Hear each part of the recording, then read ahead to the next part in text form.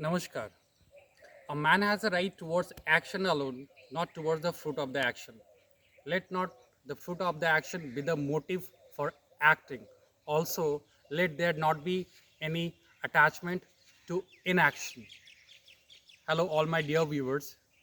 Today I am going to discuss and talk about the Bhagavad Gita.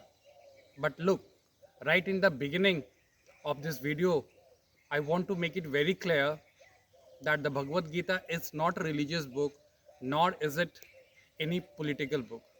The Bhagavad Gita is a book compilation of FAQs. FAQs frequently asked questions, whereby Arjun asked questions to Lord Krishna and the Lord replied.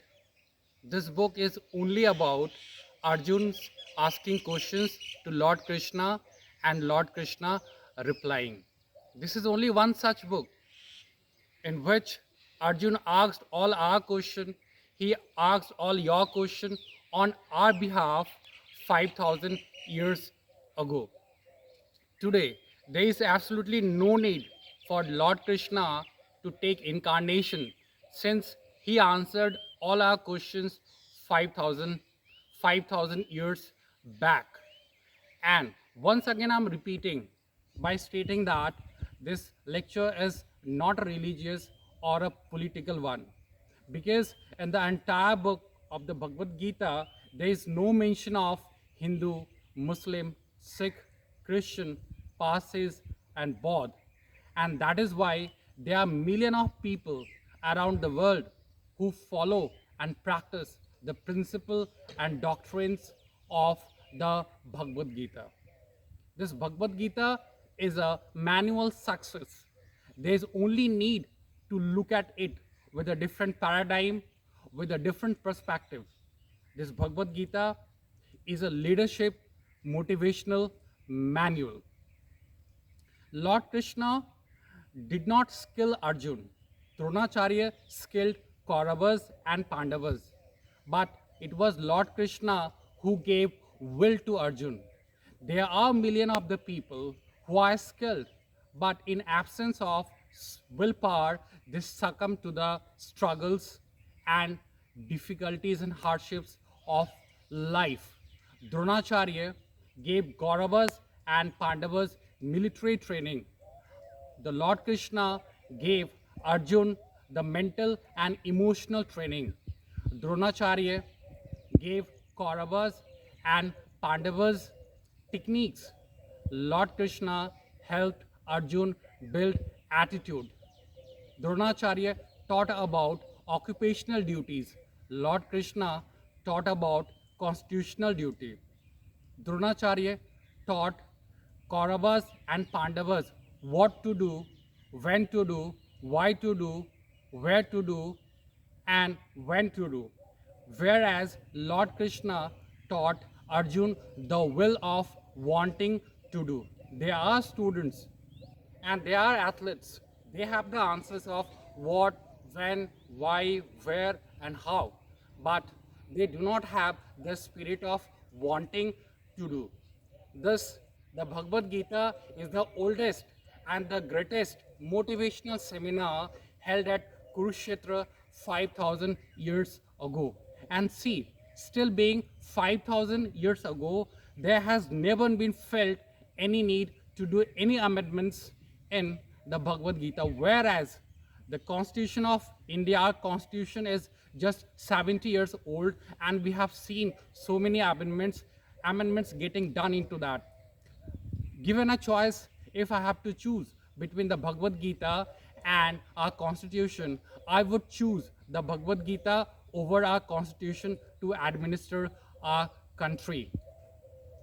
This Bhagavad Gita gives us timeless wisdom. Timeless wisdom is something which is beyond time, space, and consequences. It is just like the gravitational force. The gravitational force works with the same amount of magnitude whether we are in India or somebody is in America. It is just like when we heat water at 100 degrees Celsius, it starts boiling, whether we heat water at equator or whether we heat water going at South Pole. Similarly, if we follow and practice the principles of Bhagavad Gita, then the success is guaranteed. Bhagavad Gita teaches us about knowledge, about principle, values, integrity, morality, and guidance. Using all these values, the great kings of India, like Samudragupta and Ashoka, they administered very successfully the whole of undivided Indian subcontinent. But today, the time has changed. The modern time is about the gigantic, the global world players. And today, the modern competitors, they are trying to hold the maximum share of the world market. The most famous businessman, business tycoon, entrepreneurs, and the motivators, they have derived their success formula from the Bhagavad Gita. So the Bhagavad Gita is so important for us. Today is Janmashtami, and on this occasion, people, they observe fast and they worship Lord Krishna. But how is it that unless one has the Bhagavad Gita at home, how one can claim to be the true devotee of Lord Krishna unless we practice and follow the principles and the teachings of Lord Krishna in our life. Thus, Bhagavad Gita is like a manual for life. Like we have the manuals for operating a laptop and mobiles. And when we operate our laptop and mobiles, following the instructions of the manuals, is working efficiency increases. Similarly, if we live our life following and start practicing the teachings and the principles said in the Bhagavad Gita, we are sure to get success. I heard somewhere, let me tell you something, that there was a man. He came from Lahore in 40s, and the man always carried the Bhagavad Gita wherever he went. And he said he would always start his day worshipping the Bhagavad Gita. And the same thing, he transferred the same value he gave to his son and to his grandson. And the family today is a very rich and prosperous and successful family. But my question is, I'm doubtful that the person, did he only worship the Bhagavad Gita, or did he also follow and practice the teachings and the principles of Bhagavad Gita? At last, I would say that we all should try to execute our work. We should go on doing our work without the concern of its fruits. Jai Shri Krishna.